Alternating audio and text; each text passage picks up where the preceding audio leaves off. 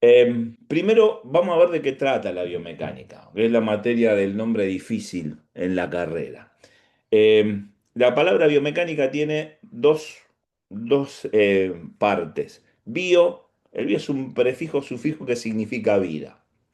Y mecánica está relacionada con la mecánica newtoniana. Si recuerdan del secundario respecto a la mecánica newtoniana, Newton elaboró o desarrolló tres principios que explican cómo funciona el universo. A mi humilde entender, esa es la gran virtud, que con tres oraciones explicó cómo el universo funciona, que son el principio de inercia, el principio de masa y el principio de acción y reacción. A partir de esto se empieza a desarrollar y se desarrolla teniendo en cuenta estos principios la biomecánica y particularmente en el caso de nuestra asignatura es la biomecánica deportiva. La biomecánica deportiva, ¿de qué se trata? Y bueno, cuando el gesto deportivo requiere relevancia. ¿Por qué? Porque yo puedo analizar la biomecánica desde un punto de vista de la rehabilitación. Es importante saberlo, por ejemplo, qué ocurre con el centro de gravedad de una persona. El centro de gravedad siempre se ubica hacia el lugar donde hay más masa, ¿sí? Si yo tiro un bate de béisbol hacia adelante, el bate de béisbol va a girar sobre la parte más gruesa porque ahí está el centro de gravedad. Conocer eso es importante también porque me define ciertos aspectos de la morfología del deporte, ¿sí? El centro de gravedad en los jugadores de hockey, por ejemplo, está más bajo que en una persona común. ¿Por qué? Porque por el desarrollo de su tren inferior. El centro de gravedad a lo largo de nuestra vida se va modificando. ¿Por qué? Porque en los nenes, por ejemplo, eh, hacia los 3 4 5 años, tienen poco equilibrio porque el centro de gravedad está un poquito más elevado. Porque por la disposición de los segmentos corporales. Hablando mal y pronto, son más cabezones. Entonces el centro de gravedad está más hacia arriba. Cuando empiezan a ajustar esas cuestiones, su centro de gravedad se estabiliza. En las mujeres, después de su primera menstruación, donde ya están preparadas para el parto, el centro de gravedad está un poco más bajo. ¿Por qué? Y porque se ensanchan sus caderas. Entonces, pues, podemos decir con absoluta confianza y seguridad que las mujeres son más estables que los varones. Porque precisamente, no sonría Martina, no sonría, esto recién empieza. Este, precisamente porque su centro de gravedad está un poco más abajo. Entonces, estas cuestiones me terminan definiendo, por ejemplo, la morfología de, de los deportes y de los distintos puestos dentro del deporte. Yo voy a necesitar distintas morfologías en función de mi deporte es el básquet. Entonces, bueno, nada, ¿cuál va a ser la estructura del base? ¿Cuál va a ser la estructura de la ayuda? ¿Cuál va a ser la estructura del interno? Todo eso está definido. Y la biomecánica deportiva, una de las cuestiones es precisamente fijarse y poner su punto en aspectos técnicos muy relacionados con el equilibrio, con los principios de Newton, con los conceptos de potencia, con los conceptos de energía. Entonces, empieza a aplicarse en el estudio del deporte fundamentalmente como una perspectiva de mejora del rendimiento, ¿sí? El aspecto técnico es clave al momento de la mejora del rendimiento y se va a orientar hacia dos vertientes. Por un lado, la mejora del rendimiento y por otro lado, el mantenimiento de la salud. Yo les decía recién que es importante si en algún momento se dedican a la rehabilitación, por ejemplo, conocer cuestiones físicas sencillas de cómo se aplica el movimiento a los fines de poder dar un adecuado trabajo para el deportista. ¿Y por qué es así? Porque lo que hacemos fundamentalmente es dar pautas pedagógicas para el aprendizaje de movimientos. ¿Por qué? Porque el gesto técnico debe tener y cumplir con dos premisas. Una de ellas es que debe ser eficaz y la otra es que debe ser eficiente. ¿Qué implica que un gesto técnico sea eficaz? Que yo consiga el objetivo por el cual lo estoy realizando. Si voy a hacer un lanzamiento a pie firme en el básquet, un tiro libre que sea que convierte el simple, si voy a tirar desde afuera de la línea 3 que sea triple, si voy a patear un penal que sea gol. ¿Sí? Clave que el movimiento sea eficaz. Y la otra condición que debe cumplir un gesto técnico es que debe ser eficiente. Es decir, debe lograr ese objetivo con ahorro energético, con el menor gasto calórico posible. Esas son las dos condiciones que se plantean y hacia las cuales el análisis, espere que dejo entrar un compañero de ustedes, hacia las cuales el análisis biomecánico se orienta. A la explicación del gesto técnico, a lograr esta eficacia y eficiencia y a dar en el marco de corrección técnica para lograr el éxito en la ejecución, pautas pedagógicas precisas e individualizadas de corrección. Voy a parar un poquito acá. ¿Por qué individualizadas? Porque cada uno de nosotros aprende de manera diferente, porque todos percibimos de manera distinta. Entonces, cuando hablamos de pautas personalizadas, está orientada fundamentalmente a decir, bueno, ¿qué es lo que necesita mi deportista para corregir este gesto técnico en esta fase de movimiento? Teniendo en cuenta además que la técnica deportiva se enseña. La técnica deportiva no se descubre, no hay posibilidad de, de descubrimiento de técnica deportiva. ¿Por qué? Porque tiene un reglamento para cumplir. Si yo le digo a un nene, bueno, a ver, descubrí cómo se hace un tiro suspendido en handball, lo más probable es que me dé 10 pasos y no se puede dar más de 3. O descubrí cómo se entra en bandeja en el básquet y lo más probable es que de 5 o 6 pasos y no se pueden más de 2. Entonces, lo que yo debo enseñar es el patrón de movimiento. El descubrimiento a través que llega y a través de, bueno, lo hizo con la mano derecha, que lo haga con la mano izquierda, lo hizo picando la pelota, que lo haga desde un pase, pero el patrón de movimiento puro de la técnica debe ser enseñado. En virtud de esto, ¿cuáles van a ser las perspectivas de nuestro análisis biomecánico? Si hablamos de la mejora del rendimiento, la descripción de la técnica fundamental, cada técnica tiene una descripción precisa desde la perspectiva biomecánica para su análisis y esa técnica de él me va a servir de punto de partida y comparativo para ver cuánto se aleja la ejecución de mi deportista de esa técnica ideal, buscar técnicas más eficaces, desarrollar métodos de registro. Hoy por hoy el celular es una herramienta fundamental porque me permite filmar y reproducírselo al deportista en tiempo real, ¿sí? Y a partir de eso poder hacer correcciones en tiempo real durante la ejecución. Más allá de eso, hay aplicaciones como Angle Meter, como Jogger, que me permiten marcar cadenas cinemáticas, que me permiten marcar ángulos de articulación, y en ese sentido son herramientas clave. Vamos a aprender a utilizarlos la semana que viene, pero son herramientas claves para el análisis del movimiento. A partir de esto, obviamente dar asistencia a la planificación del entrenamiento. Hay una relación directa entre los tipos de entrenamiento de fuerza, los modelos de entrenamiento de fuerza y las leyes de Newton.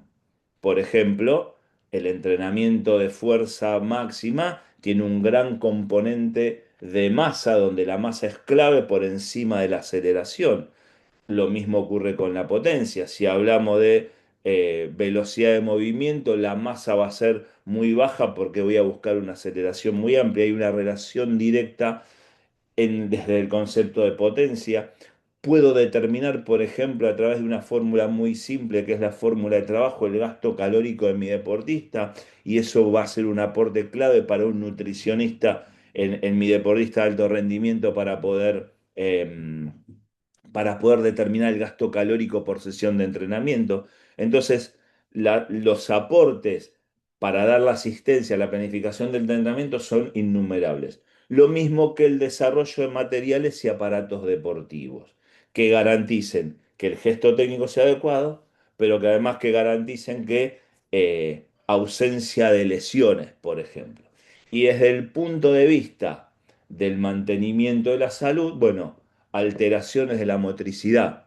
¿Cómo determino y cómo sé yo que mi alumno, mi deportista en edad temprana tiene alguna alteración de la motricidad? ¿Cómo lo definen ustedes? Cuéntenme un poquito. ¿Cómo saben si alguien tiene una alteración en la parte motriz?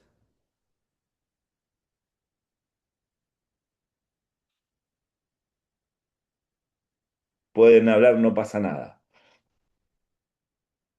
Bien. ¿Por qué? Lo veo a través del movimiento. El movimiento es la expresión externa de la motricidad. Si un chico, si una nena, tiene algún problema desde el movimiento, desde la ejecución de, por ejemplo, las formas básicas, caminar, correr, salticar, saltar, si tiene algún tipo de problema, yo voy a intuir que seguramente va a tener un problema desde la motricidad. ¿Por qué? Porque todo movimiento inicia en el sistema nervioso central. Vamos a definir movimientos. Tengo movimientos eh, con toma de decisiones o movimiento sin toma de decisiones. El movimiento sin toma de decisiones es un movimiento, por ejemplo, el reflejo. El reflejo cumple determinadas pautas, como por ejemplo desarrollarse por debajo de la décima de segundo y donde no hay toma de decisiones. ¿Y cuál es el objetivo o cuál es sí, del reflejo, del movimiento? Y fundamentalmente preservar la integridad.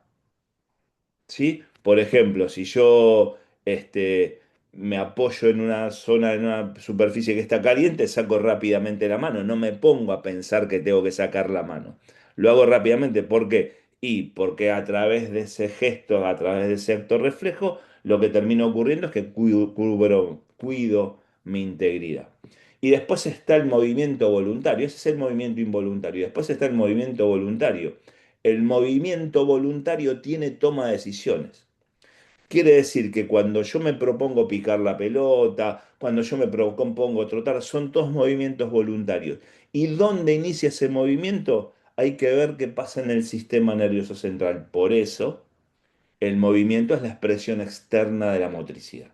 Entonces, cada vez que vemos esas formas básicas en el jardín de infante que no son adecuadas, que tienen algún tipo de falencia, que no se corresponden, hoy lamentablemente, no sé si pasa en Rosario, pero lamentablemente tenemos muchos nenes de jardín de infante que no saben correr, que no saben saltar. Eso implica, primero, un problema de motriz que deberíamos nosotros como profesores de educación física suplirlo necesariamente, y eso me obliga a trabajar la motricidad a través del movimiento. Por eso las alteraciones de la motricidad me están, ¿cómo se denotan? Cuando se hace eh, presente esa expresión externa de la motricidad que es el movimiento.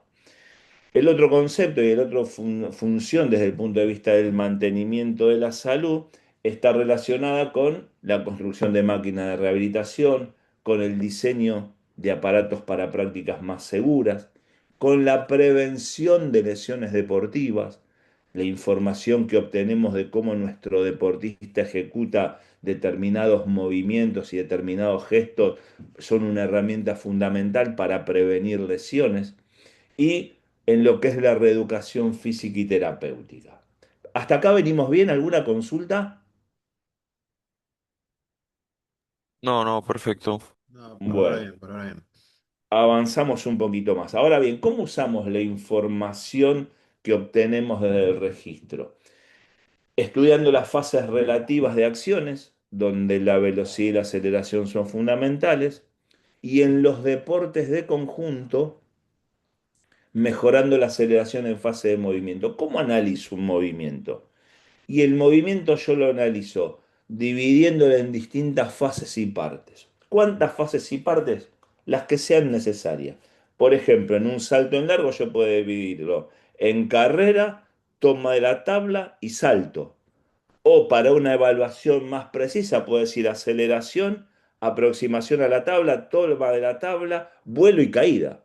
la cantidad de fases que yo necesito. ¿Y por qué es importante esto? Porque yo lo que voy a buscar fundamentalmente es determinar qué ocurre con mi deportista en los puntos críticos. ¿Qué son los puntos críticos de movimiento? Son aquellos gestos donde, si no lo ejecuta con la velocidad y la aceleración requerida, el gesto no se consigue. Por ejemplo, una cargada. ¿Saben lo que es una cargada, verdad? Bien, por ejemplo, una cargada. La primera fase es clave y la fase donde los codos pasan por encima del hombro también debe ser de mayor aceleración. Si no, no la puedo cargar sobre el hombro. Esos son puntos críticos. Si el deportista no lo ejecuta con la aceleración y la velocidad requerida, lo que va a ocurrir es que no lo puede ejecutar. Cuando hablamos de puntos críticos y fase crítica de movimiento, hablamos de ello. Entonces, todo esto es clave porque constantemente el entrenamiento deportivo se está retroalimentando. Planificación, que seguramente lo han visto en entrenamiento uno y lo van a estar viendo en entrenamiento 2. Ejecución y control constante. ¿Qué es lo que ocurre con mi deportista, ya sea individual o de conjunto, respecto a la técnica deportiva y cómo puedo hacer yo para mejorar el rendimiento? Entonces, esa retroalimentación me lleva a que la técnica deportiva es un factor fundamental eh, para la mejora del rendimiento deportivo. ¿Por qué? Porque el concepto de técnica deportiva se basa en cuatro pilares.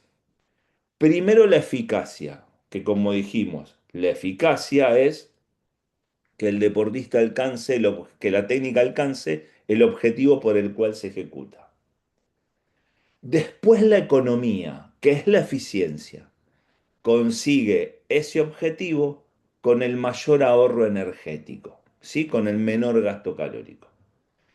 ¿Eso de dónde parte? De un estereotipo de gesto técnico. ¿Y eso quién lo analiza? La biomecánica. La biomecánica determina que el gesto ideal es de esta manera. Es decir, que estos son los ángulos, que esto es el momento de mayor aceleración, que esta es la fase crítica. Eso es lo que hace la biomecánica. Determina un estereotipo para ese gesto técnico. Y después viene la otra parte, de cómo el deportista lo adapta, y ahí nos estamos metiendo en la técnica o el estilo propio, que es la adaptación del deportista al gesto que puede ver. ¿Eso puede pasar siempre? No, porque hay determinado tipo de deporte que no lo termina, que no lo permite. Neumayer, por ejemplo, determina tres tipos de deportes, los clasifica. Deportes orientados en el resultado. Aquellos deportes orientados en el resultado son aquellos donde la técnica no es un fin en sí mismo, es un medio. Y ahí pone a todos los deportes de conjunto, los deportes de contacto, ¿sí? Donde la técnica, yo puedo, a ver, en los Juegos Olímpicos de Atenas del 2004, ahora que hay una propaganda que habla bastante de eso, Ginóbili tenía 8 décimos, no me acuerdo, 6 décimas de segundo para ejecutar un tiro y el tiro no se correspondió con el estereotipo de un tiro de dos. Se zambulló, tiró la pelota y entró. No pasa nada. ¿Por qué? Porque el básquet es un deporte orientado al resultado. La técnica no es un fin, la técnica es un medio. Y si se ejecuta bien o no, mientras la pelota entre, no pasa nada. El tanto vale. Ese es un tipo de deporte, un ejemplo de deporte orientado al resultado. Y después están los deportes orientados al proceso de ejecución. Y acá la técnica es un fin en sí mismo. ¿Por qué? Porque son aquellos deportes donde, por ejemplo, hay jurados, como la gimnasia deportiva, como saltos ornamentales, donde, ¿qué es lo que van a evaluar del deportista? Y cómo lo ejecuta. Entonces, es clave para mí enseñarle y desarrollar al deportista en ese contexto de que la técnica que tiene que ser lo más cercana a la ejecución posible, ¿sí? Fundamental. ¿Por qué? Porque ese es un deporte orientado al proceso de ejecución. Entonces, ¿y eso en qué me cambia a mí? Y el formato de aprendizaje, las tareas que voy a aplicar de un entrenador, de un profesor que se dedica a un deporte orientado al resultado, obviamente va a ser muy diferente a un deporte, a un entrenador que estaba abocado a un deporte orientado a la ejecución. ¿Por qué? Porque en este el deportista no tiene esta opción de adaptación que plantea Morante Izquierdo. Entonces, estos son los cuatro pilares, los cuatro conceptos de la técnica deportiva en función de que de la mejora del rendimiento. Ahora bien, ¿cómo hacemos el análisis de esa técnica? Tres pilares son los que determinan, los tres componentes que determinan el rendimiento. Primero, la condición física, las capacidades biomotoras de nuestro deportista. Recordemos, capacidades condicionales y capacidades coordinativas. Pequeño repaso. Capacidades condicionales. Fuerza, velocidad, resistencia. Algunos autores consideran a la flexibilidad dentro de las condicionales. Capacidades coordinativas, según Jürgen Weineck, 7: cambio, orientación, ritmo, diferenciación, equilibrio, reacción, acoplamiento. Eso conforma la condición física de nuestro deportista. En algunos, las capacidades condicionales será como la técnica, va a ser un medio para lograr el fin que necesito. El segundo componente del rendimiento es la táctica o la estrategia y cómo mi deportista va a tomar decisiones en competición. Y esto es importante, ¿por qué? Porque los errores en la técnica deportiva pueden ser de dos tipos: o de ejecución misma de técnica o de toma de decisiones. Es decir, yo tengo un deportista que ejecuta muy bien, pero decide mal. ¿Y eso qué me implica? Y que yo voy a tener que hacer un tipo de trabajo con este deportista diferente a aquel que tiene un problema de ejecución. Porque si es un problema de toma de decisiones, vamos a ver en un ratito qué pasa a nivel de la neurofisiología. Si es un problema de toma de decisiones, yo tengo que ir a trabajar la percepción. Porque uno toma decisiones sobre qué y sobre lo que percibe el entorno. Entonces yo lo que tengo que hacer es determinar si el problema de la técnica de mi deportista es de toma de decisiones o si es de ejecución. Porque los carriles, las vías para mejorar, para corregir, son completamente diferentes. Si es de toma de decisiones, tengo que trabajar todos los procesos perceptivos. Si es de ejecución propia, tengo que ver si es un problema de ritmo, de fluidez, entonces trabajaré lo coordinativo.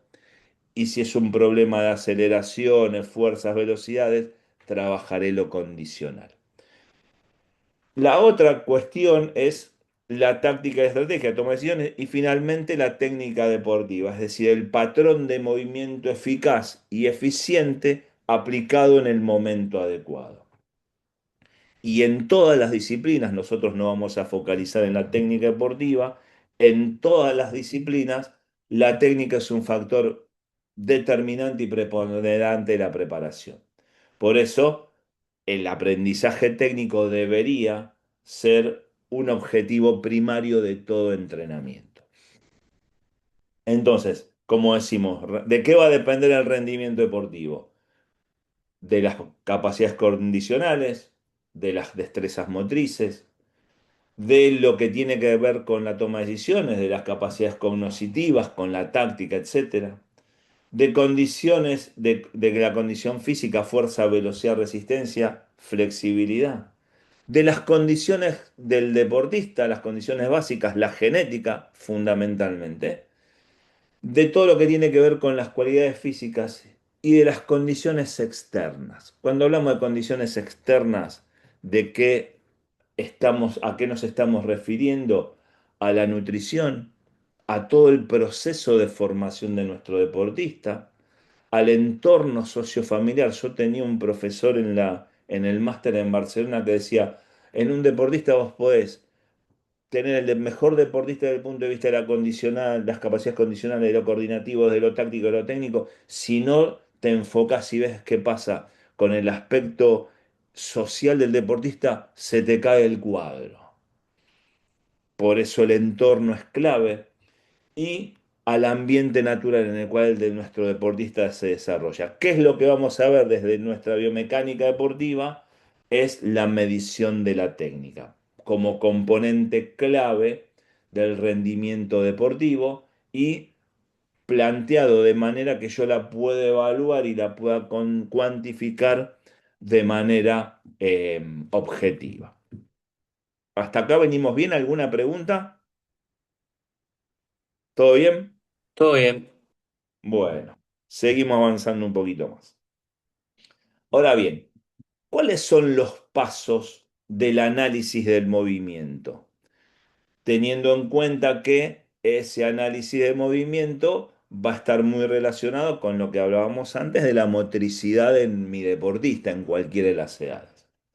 Primero, voy a descomponer el gesto técnico de manera que me permita analizarlo de forma objetiva y poder diseñar intervenciones concretas para la mejora en el entrenamiento. El paso número uno es identificar la tarea motriz, es decir, tener como entrenador, como experto en biomecánica, un desarrollo cabal de lo que va a realizar el deportista, de cómo se ejecuta la técnica, cuál es el objetivo deportivo y cuáles son las condiciones en las cuales la va a desarrollar. El segundo paso es una descripción cualitativa, es decir, una observación de las fases del gesto y poder hacer un desarrollo y un análisis cualitativo del mismo. Esto me va a determinar, por ejemplo, la fluidez, el ritmo de ejecución, cómo se acoplan las distintas cadenas cinemáticas, ¿sí? El tercer paso del análisis del movimiento es la cuantificación de las variables. ¿Está en los ángulos previstos? ¿Está desarrollando las velocidades adecuadas para la ejecución? ¿Está utilizando la fuerza correcta para la ejecución? ¿Esa fuerza está aplicada adecuadamente en el torque de cada uno de los movimientos? Cuando tengo estas tres fases ya voy a comparar el gesto de mi deportista con qué, con el modelo, con ese modelo ideal que la biomecánica definió, que dice cuáles deben ser los ángulos, a cuánto debe ser la velocidad, cómo debe ser la aceleración, cómo debe ser la fuerza. Hago una comparación de las variables cualitativas y cuantitativas respecto al modelo técnico ideal. Y a partir de esto obtengo los parámetros que me van a definir, establecer una metodología de corrección que va a ser clave y que es la que voy a utilizar y que me va a servir para intervenir en el entrenamiento. Entonces, cinco fases. Identificación de la tarea, descripción cualitativa, cuantificación de las variables de ejecución, comparar eso con el modelo técnico ideal y aspectos de desarrollo de corrección y mejora. ¿Cómo lo voy a...? Profe, Sí, sí, Martín. te iba a hacer una pregunta. En Dale. digamos, en la parte 3, o la de cuantificación de variables, ¿también entra Sí. todo esto de las condiciones externas que vimos en el cuadro anterior, por ejemplo? No, porque esto ya es intrínseco de la técnica. Ok, bien, ¿Sí? Es perfecto. decir, Sí, esto ya, lo que vimos anterior era el rendimiento, lo que estamos viendo ahora, estoy viendo a mi deportista cómo ejecuta. bien, perfecto. Ahora Gracias. bien, ¿cómo hago yo y cómo utilizo y cómo voy a cuantificar y demás? Análisis de video, ¿sí? Un software que es sumamente importante que si tenemos tiempo, yo voy a tratar de llevarlo la semana que viene, que es el software Kinovea. El software Kinovea tiene la característica, es decir, hay tres tipos de software. Los software que son académicos, que me sirven para realizar, por ejemplo, mi tesis, ¿sí?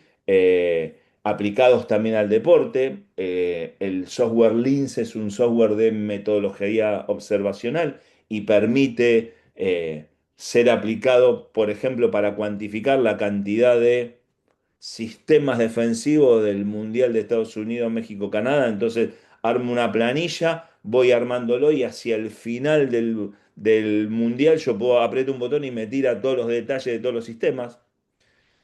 Después hay software que son profesionales. No sé si escucharon hablar del Longomatch, es un software profesional. El Darfish es un software profesional que son sumamente útiles, pero nadie hizo algún tipo de investigación acerca de su fiabilidad, de su validez.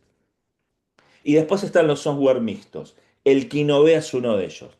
Me sirve desde lo académico, porque hay una tesis doctoral del 2013, no quiero equivocarme, del 2013, del doctor Carlos Balsalobre, que lo comparó y determinó la fiabilidad del mismo. Quiere decir que si yo lo quiero usar en una tesis, tengo un respaldo académico, lo puedo utilizar, pero además me sirve en lo profesional porque es muy simple de utilizar y en tiempo real me permite establecer parámetros como velocidades, aceleraciones. Así que la semana que viene, que es la semana de instrumentación, vamos a ver el software Kinovea, cómo lo podemos utilizar. Bueno, después las plataformas de fuerza, electromiografía, los sensores inerciales, toda esta batería de elementos que me van a permitir a mí tomar y definir la cuantificación de las variables y de esa manera poder hacer una comparación con el modelo ideal y establecer parámetros de corrección y mejora. Ahora bien, ¿qué es lo que pasa desde el punto de vista neurofisiológico con mi deportista cuando yo estoy enseñando una técnica deportiva? ¿Sí? Cuando está en esa fase de aprendizaje. Primera cuestión que me voy a hacer, escuela deportiva, digo, ¿por qué aprende? ¿Por qué le cuesta tanto la técnica deportiva a este chico? ¿Por qué las dificultades? Bien, esta es la pregunta clave. Cuando un deportista inicia el aprendizaje, no importa cuando quiera hacerlo bien, el sistema nervioso tiene límites que son medibles y que explican los errores. La rigidez, vieron que enseña una técnica y no tiene fluidez, no tiene nada, vieron si cuando esa primera fase, y la inconsistencia de la respuesta inicial. ¿Sí? ¿Cuáles son desde el punto de vista de la neurofisiología? Dos circuitos. El circuito de Sherrington y el circuito de Renshaw. Es decir, llega el papá con el nene o la nena a la escuela deportiva, le dice, bueno, esta es la profesora, Francesca, Francesca, ¿sabes qué tal? ¿Cómo le va? Y yo quiero empezar a eh, enseñar la técnica del deporte. Francesca quiere enseñar la técnica del deporte, es el chico con los principios básicos. Lo primero que va a ocurrir, que eso lo llamamos etapa cognitiva, va a cometer un montón de errores. Le va a costar la incorporación. Entonces Francesca va a buscar todas las maneras posibles para enseñarlo, pero tiene que tener en cuenta que estos dos circuitos son los que se ponen en juego. El circuito de Sherrington y el circuito de Renshaw, que me generan limitaciones en esas primeras fases. ¿Qué es lo que hace el circuito de Sherrington? Hay una retroalimentación sensoromotora constante. Nosotros cuando nos movemos, cuando ejecutamos, lo que tenemos, percibimos desde el entorno, desde lo visual, desde el sistema vestibular nuestro equilibrio, percibimos desde lo auditivo y percibimos fundamentalmente desde el sistema kinestésico. Seguramente escucharon hablar del sistema kinestésico. ¿Qué está conformado? El sistema kinestésico está conformado por un montón de sensores que se ubican en las articulaciones, en los tendones y los músculos, y que le van diciendo al sistema nervioso constantemente dónde están los segmentos corporales. Aceleraciones, velocidades. Es como el GPS del cuerpo. Constantemente está mandando información. Es el sistema que mayor cantidad de información le manda al sistema nervioso.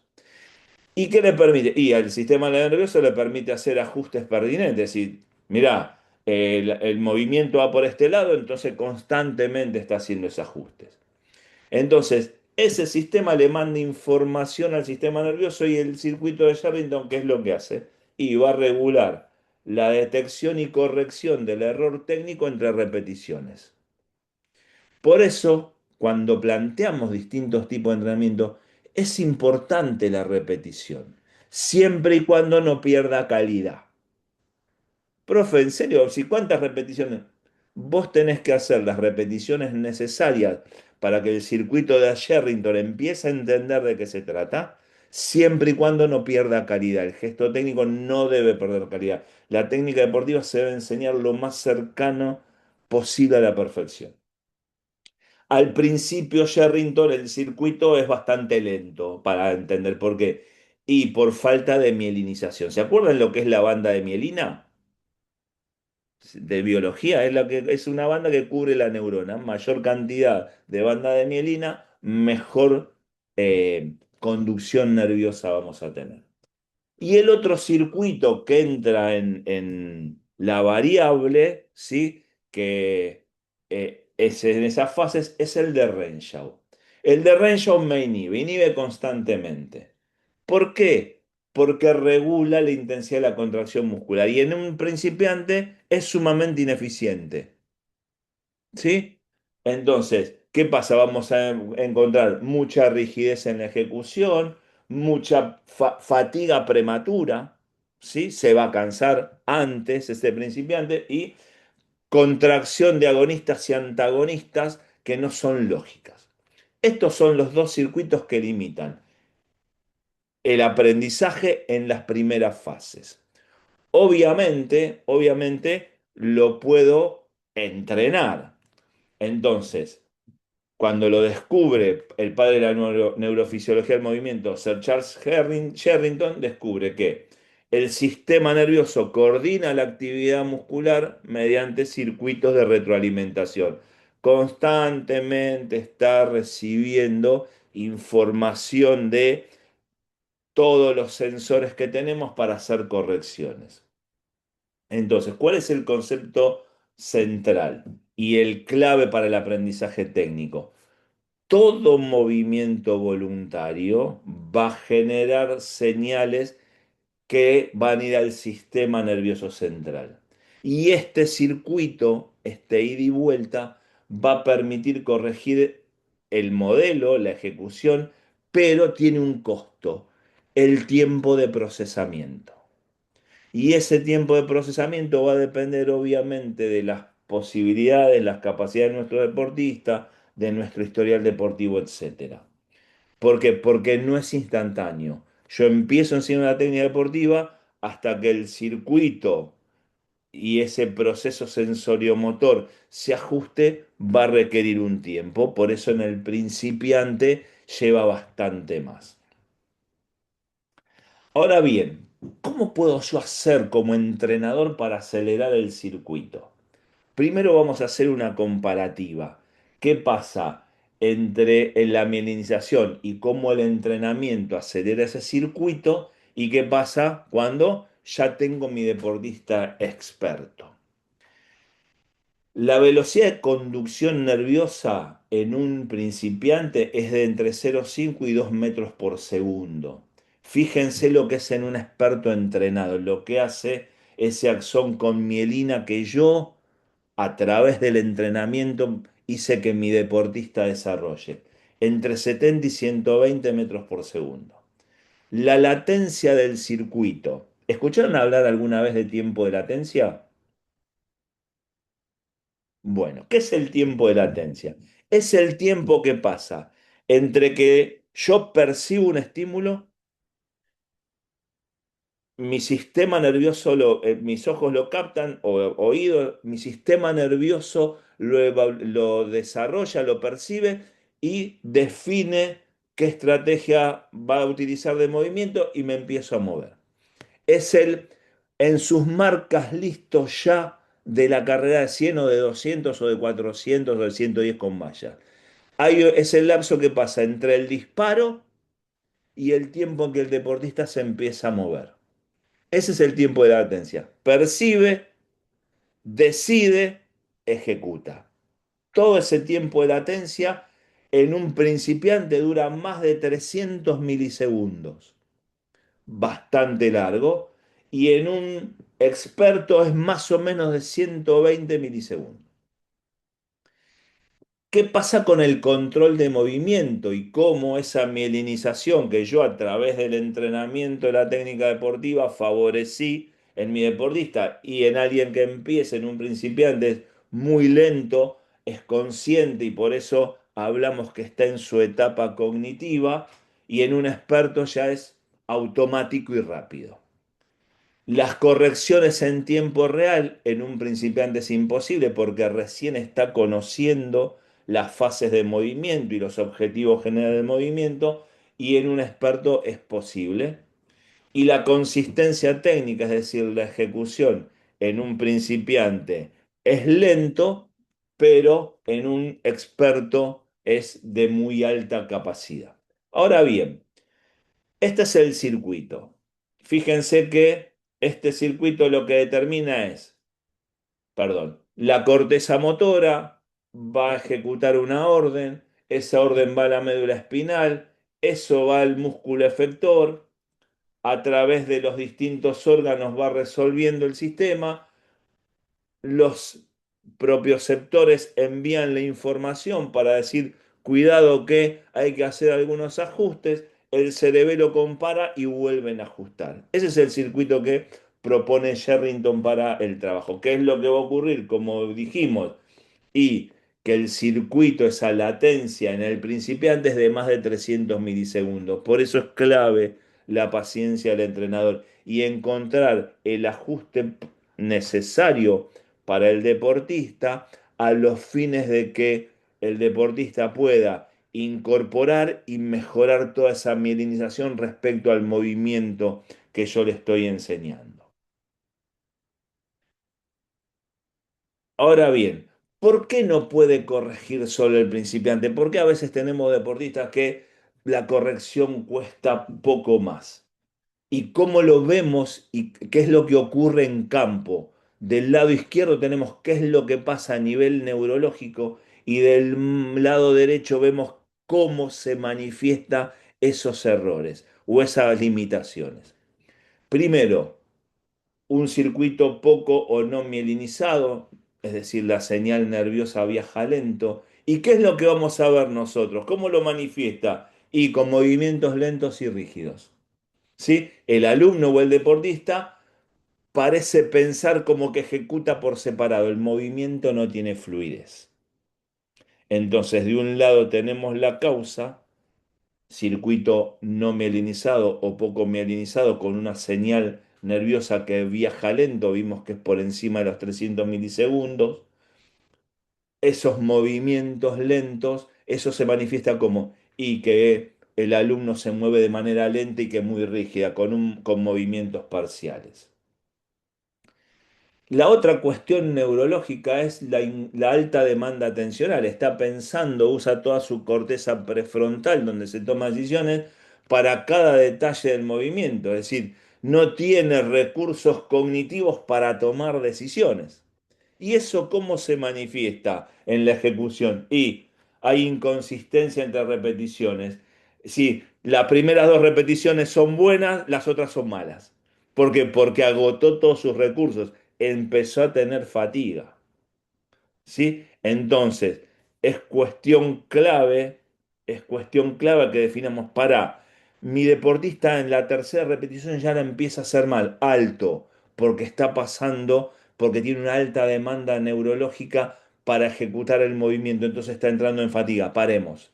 No lleve, si en la tercera o cuarta repetición no lo ejecuta correctamente y está en fase de aprendizaje, no es necesario hacer 50. Es necesario ejecutar, cuando pierde calidad, hacer un descanso y después seguir. Y la otra causa neurológica, ¿sí? Es que los propioceptores, los usos musculares, los órganos de Golgi, no están ajustados. Entonces la información que van a mandar al sistema nervioso central no va a ser la adecuada. Entonces, ¿qué es lo que ocurre? Y dos cuestiones. Primero, no puede corregir mientras ejecuta. ¿Por qué? Porque ya cometió el error antes que le llegue al sistema nervioso la información y el que el sistema nervioso enseña a corregir. Y además, con la cantidad de información, en algún momento se termina o se frena la ejecución. Es decir, ¿por qué? Porque el circuito consciente eh, está sobresaturado de información. Entonces, de un lado tienen las causas neurológicas, que es lo que ocurre al sistema nervioso, y del otro lado es lo que se manifiesta. Decíamos al principio, el movimiento es la expresión externa de la motricidad. Cuando enseñamos técnica deportiva, tenemos tres aspectos desde el punto de vista neurológico y esto es lo que vamos a ver en campo. Quiere decir que si el deportista no puede corregir mientras ejecuta, obviamente es porque la información no le llega adecuadamente. ¿Qué es lo que voy a necesitar trabajar entonces? Y tengo que ir a la propiocepción, a todo lo específico del gesto técnico.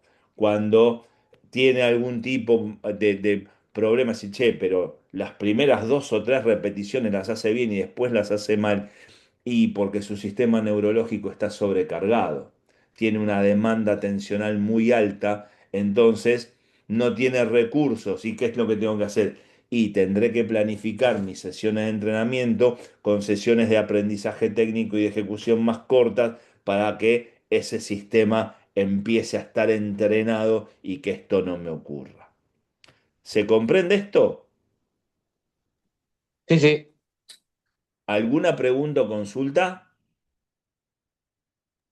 No, no. Bien, bueno. ¿Esto ya lo habían visto o no? ¿No lo vieron nunca? No, No. si lo vimos sería algo relacionado a entrenamiento, con todo lo que es el sistema nervioso, con la fatiga neuromuscular, pero así tan detallado no. Claro, como que Bueno, lo vimos, pero por el aire, o sea, lo vimos ya en la educación física misma, ¿no? No tanto así con los detalles y los términos. bueno. La idea era que ustedes sepan, bueno, qué es lo que pasa a nivel neurológico y cómo se manifiesta. Si uno le pasa esto, esto y esto, porque está sobrecargado el sistema, porque la demanda atencional es muy alta. Esa era la idea. Bien. Y el otro circuito que vimos es el de Renshaw, que es un modulador interno del movimiento. ¿Qué es el de Renshaw? Hoy es una motoneurona que es inhibitoria, ¿sí? En la médula espinal. Recibe señales y las frena con una señal inhibitoria. No nos vamos a meter en lo que ocurre a nivel profundo, pero lo importante es que sepan cómo funciona. Va a tener el circuito recibe información, la motoneurona va a tener una conexión colateral con la célula de Renshaw y este le va a devolver una señal inhibitoria del sistema. ¿Y qué regula esto? ¿Qué nos va a regular?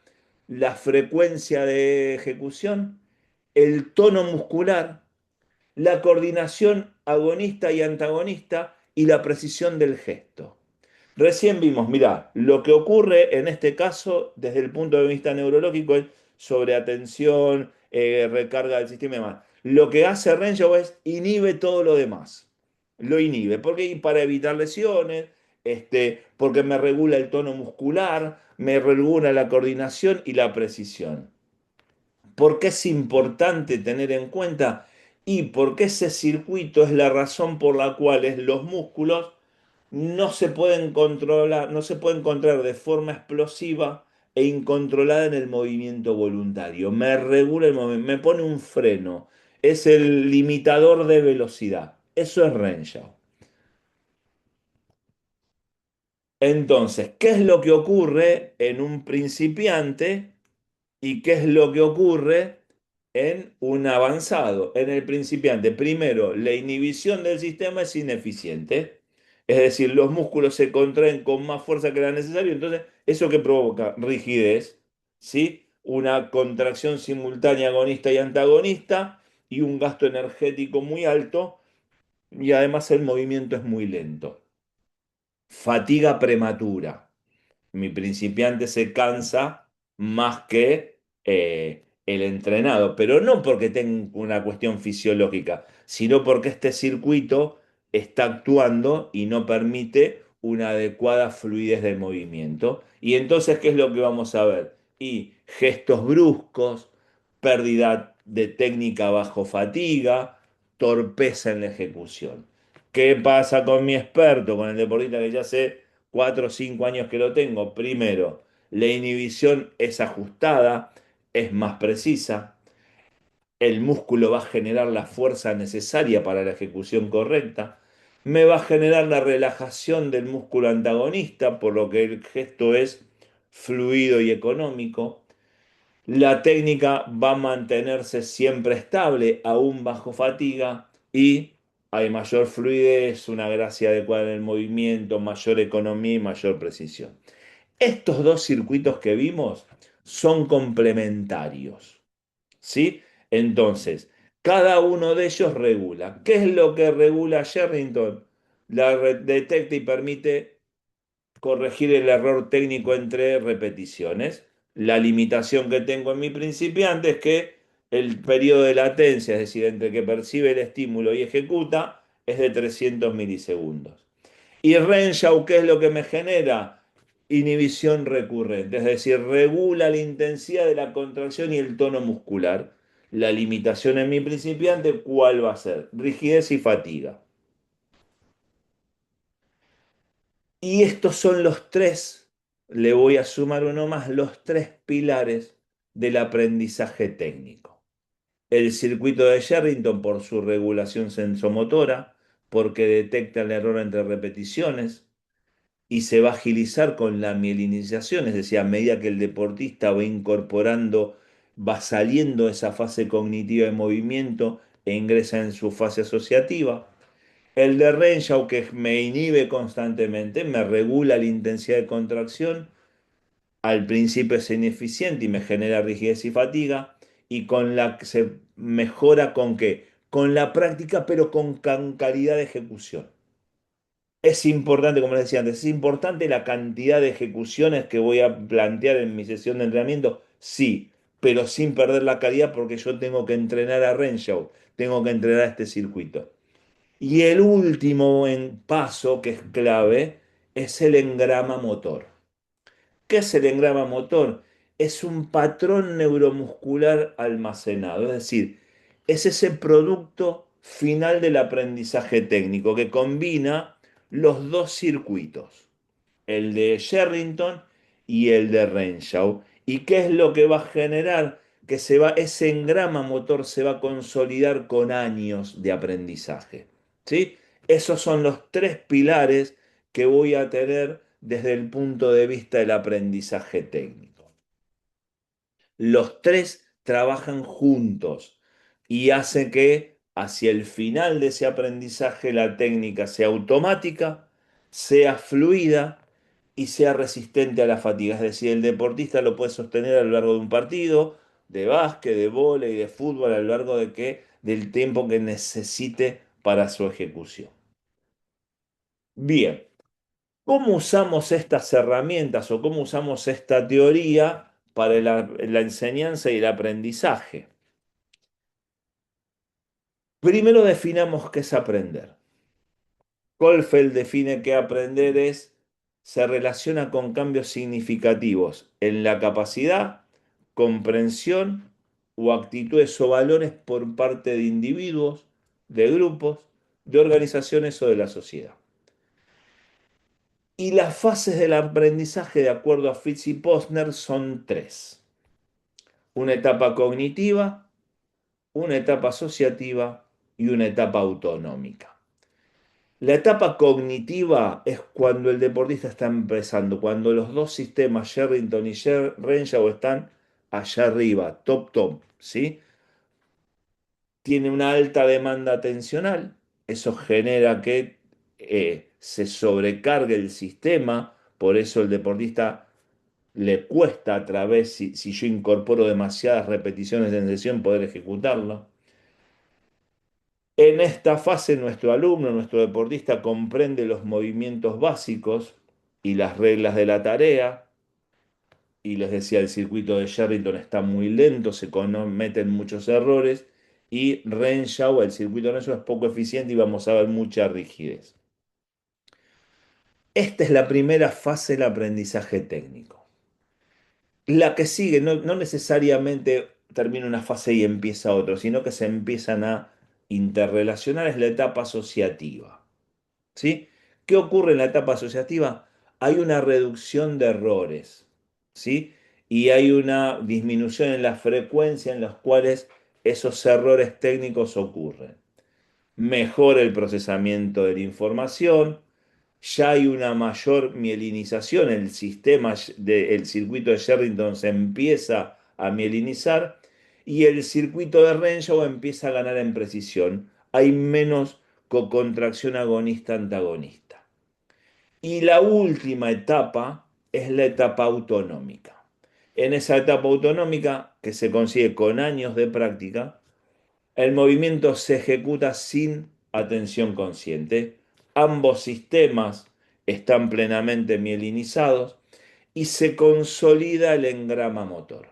Ahora bien, para llegar a estas fases, ¿qué es lo que yo debo conocer e interpretar y desarrollar como entrenador o como profesor?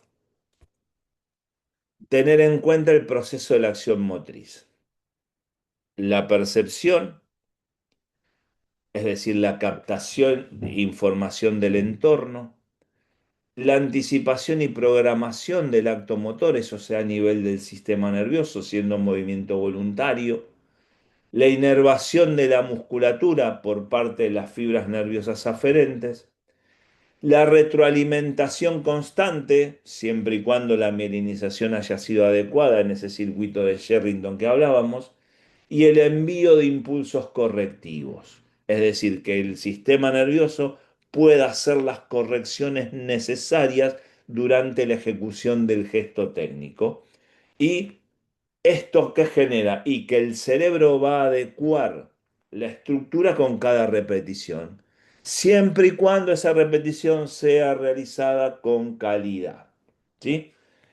Entonces, ¿qué es ese engrama motor? El engrama motor es ese patrón preprogramado de movimiento, es decir, cada vez que el sistema nervioso diga, yo tengo que ejecutar el lanzamiento, lo que va a ir es a buscar ese patrón preprogramado de movimiento porque no va, de manera a no partir de cero, ya le va a poner los matices necesarios en función de la lectura del entorno. ¿Sí? Entonces, el cerebro va a adecuar la estructura con cada repetición. Y el engrama motor, ¿qué va a ser? El resultado de qué? De la mielinización del circuito de Sherrington, perdón, de la calibración del circuito de Renshaw y de la práctica repetitiva de la calidad.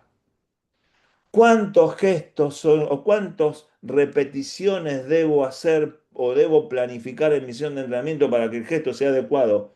Lo que tenés que tener en claro es que no podés perder calidad.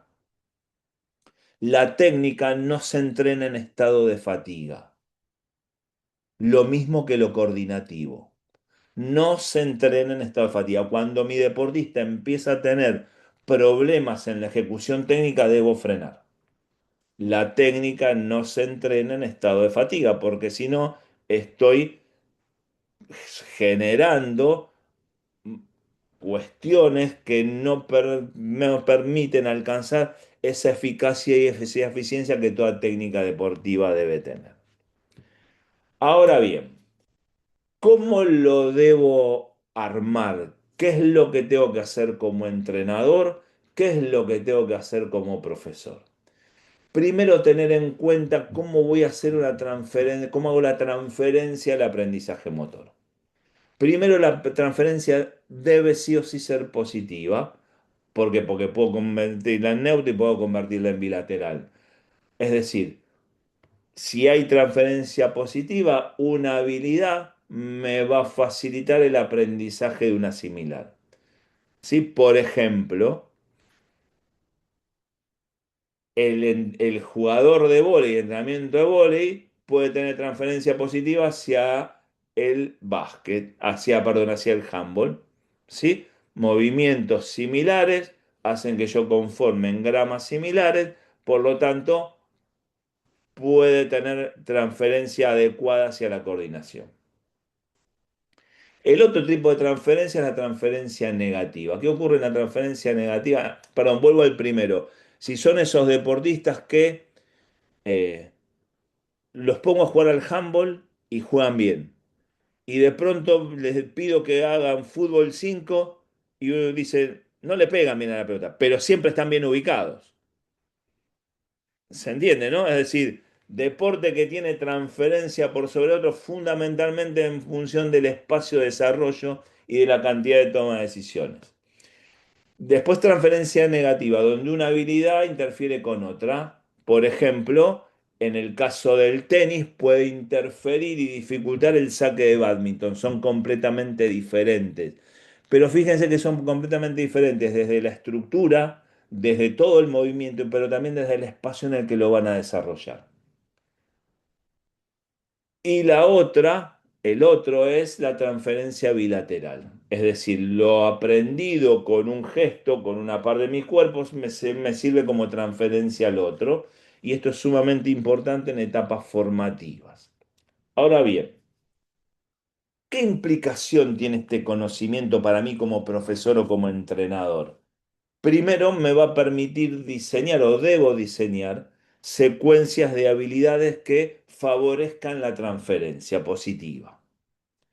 Segundo, yo tengo que pensar en el bagaje, en el historial que tiene mi alumno, mi deportista. ¿Por qué? Porque me va a servir de punto de partida para el deporte en el cual quiere iniciarse.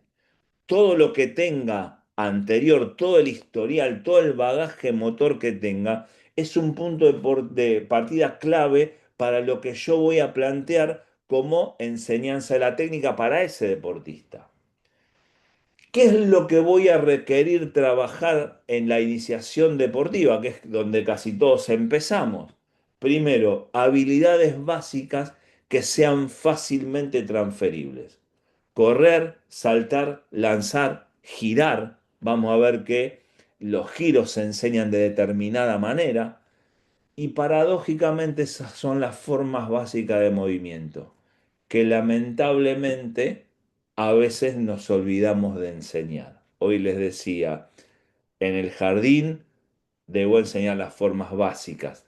Lamentablemente tenemos chicos que, por los motivos que sean, llegan a primero, segundo, tercer grado y no saben correr, no saben saltar. No puede haber una transferencia adecuada. Entonces, focalizarme en esto. Y obviamente, como entrenador, identificar transferencias negativas y minimizarlas.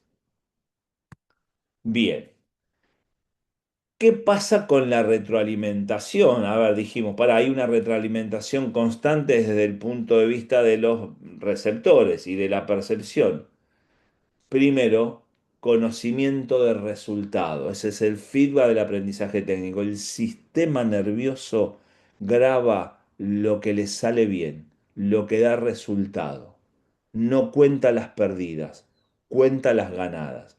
Quiere decir que un gesto técnico mal ejecutado, pero que fue eficaz, es decir, que obtuvo el resultado, se termina fijando.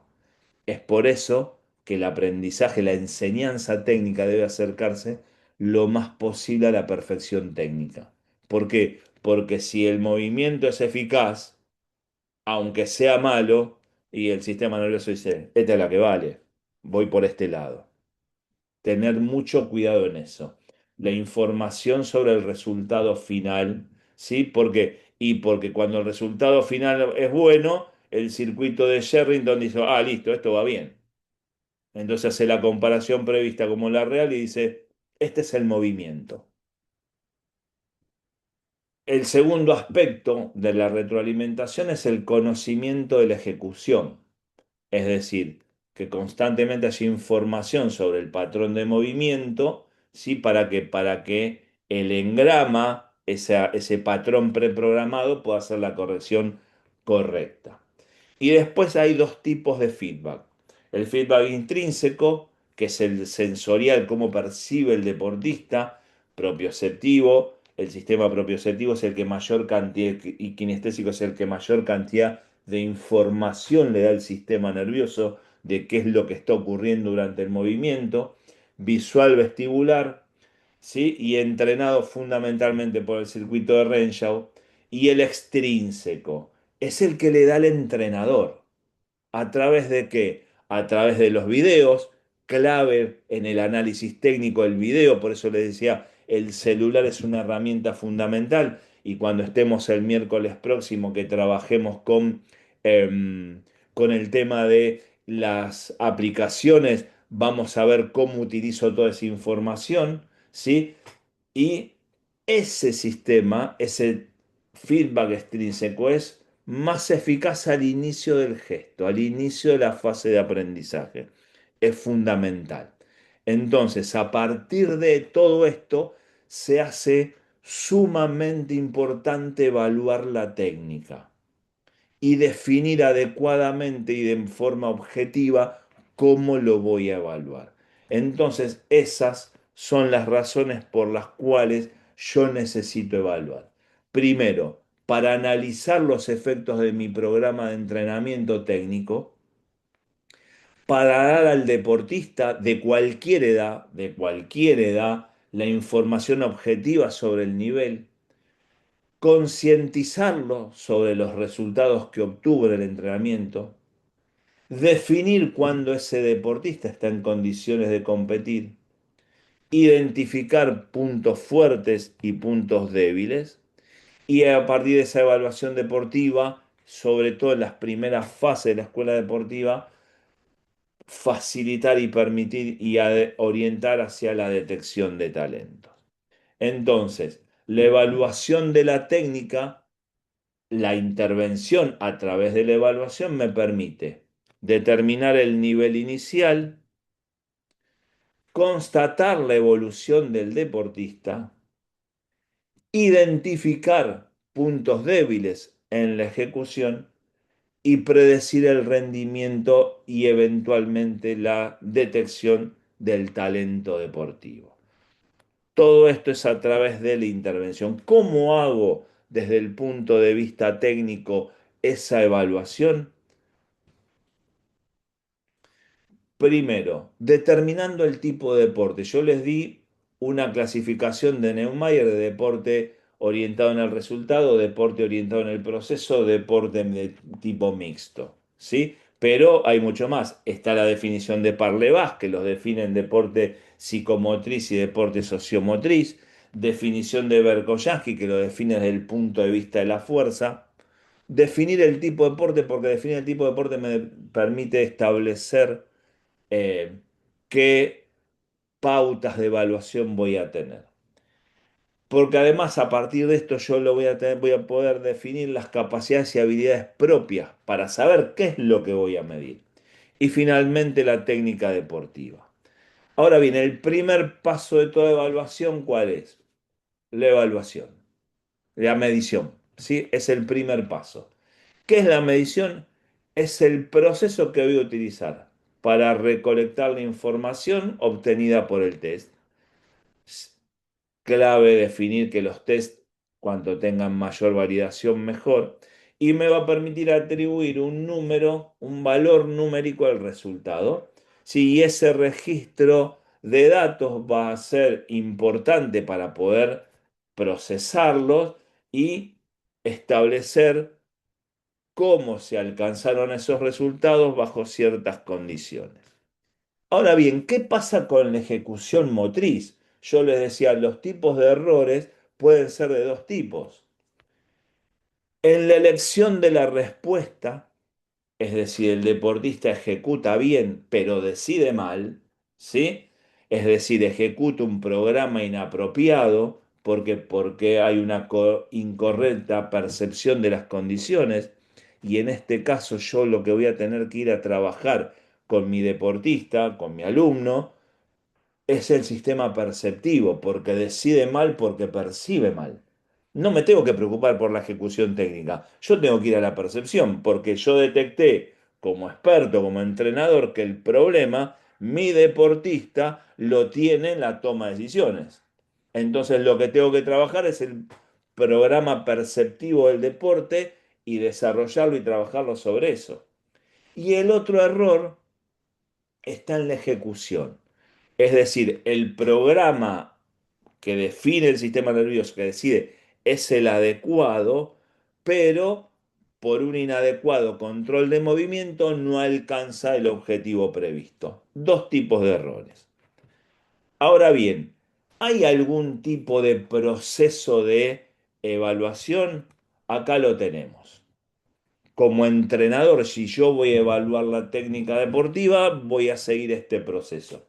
Primero, un desarrollo del modelo. Yo conozco la ejecución, conozco cómo lo tiene que desarrollar, conozco los objetivos, conozco las variables mecánicas, conozco las partes críticas, las fases críticas de movimiento, y eso a mí como entrenador, ¿qué me va a permitir? Establecer un plan de observación. Y ese plan de observación voy a tener la respuesta que espero y la voy a contrastar con la respuesta que observo. ¿Sí? Entonces, entre lo esperable y lo observable se va a generar una discrepancia que me va a permitir, a través de la evaluación, identificar errores, categorizar esos errores por importancia y además, y a partir de eso, establecer estrategias de corrección, comunicarle los errores al deportista y establecer solución de problemas. Yo les decía, los errores técnicos pueden ser de toma de decisiones, entonces voy a trabajar lo perceptivo, o los errores técnicos pueden ser de ejecución misma. Si son de ejecución misma porque este modelo de evaluación me lo determinó, voy a tener que ir a estos aspectos. Debo definir si los errores de ejecución son en los rasgos cualitativos o en los rasgos de la estructura matriz cinemática. Si son desde lo cualitativo, es decir, detecto que el problema técnico es de acoplamiento, de ritmo, de fluidez, de exactitud, esto me va a implicar, porque lo veo, porque lo detecto, que voy a tener que ir a trabajar lo coordinativo. Fundamentalmente, lo coordinativo general y lo coordinativo específico del deporte. Veo que mi deportista tiene un problema en el ritmo, en el acoplamiento, en la fluidez de la ejecución, me voy a trabajar lo coordinativo. Cambio, orientación, ritmo, diferenciación, equilibrio, reacción, acoplamiento. Voy por ese lado. Y lo específico, lo coordinativo específico del deporte.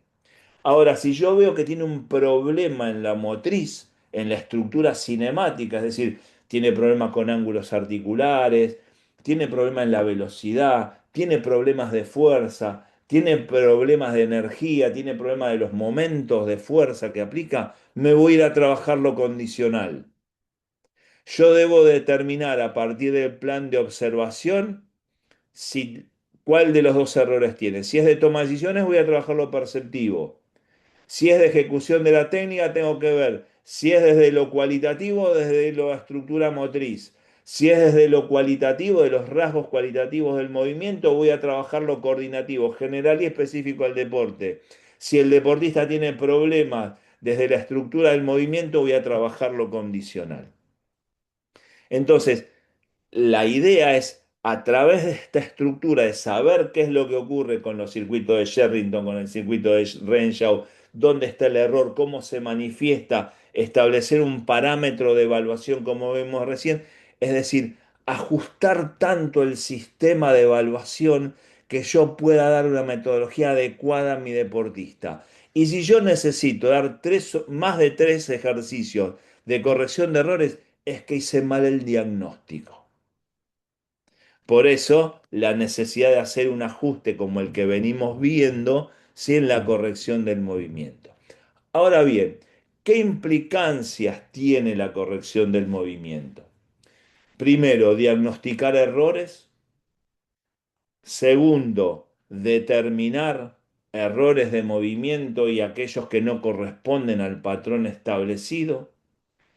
Procurar acciones de movimiento, ¿sí?, para la corrección de los mismos y establecer metodología de corrección en función de lo que de la individualización del error en el deportista. Eso es clave al momento de la ejecución. Ahora bien, Vamos a avanzar un poquito. Bien, un poquito para... Ahí está. Como síntesis final, ¿qué es lo que podemos proponer? Primero, que la biomecánica es la herramienta científica para analizar, corregir y optimizar el movimiento humano. Que el análisis de movimiento necesariamente implica conocer de cinemática, de cinética y de las tres leyes de Newton.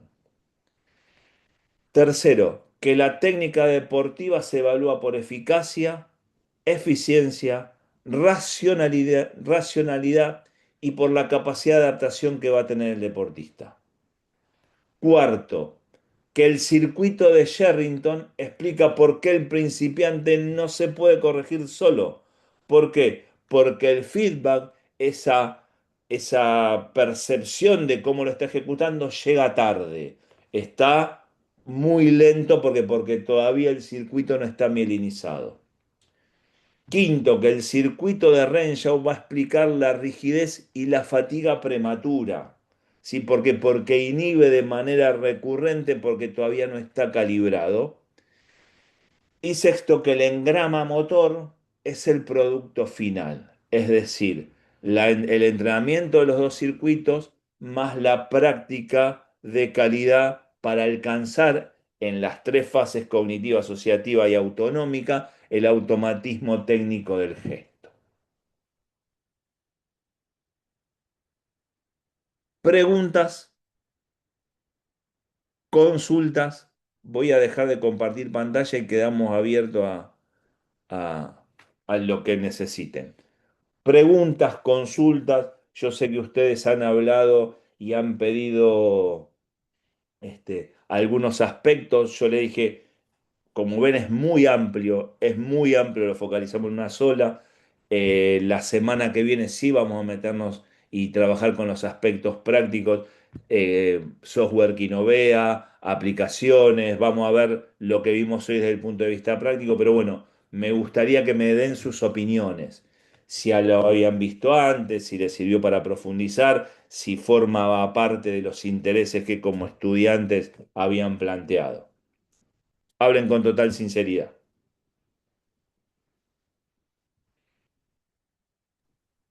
Yo, profe, lo de la semana que viene va a estar interesante para mí porque si bien esto lo venimos viendo, va por otras materias más que por biomecánica, pero también saber usar alguna aplicación, por ejemplo, a mí me gustaría estar más adelante trabajando y ser parte, no sé, yo soy profe de natación y me gustaría ser parte de un equipo de natación y evaluar a los nadadores y ver cómo están técnicamente y me gustaría saber qué herramienta usar.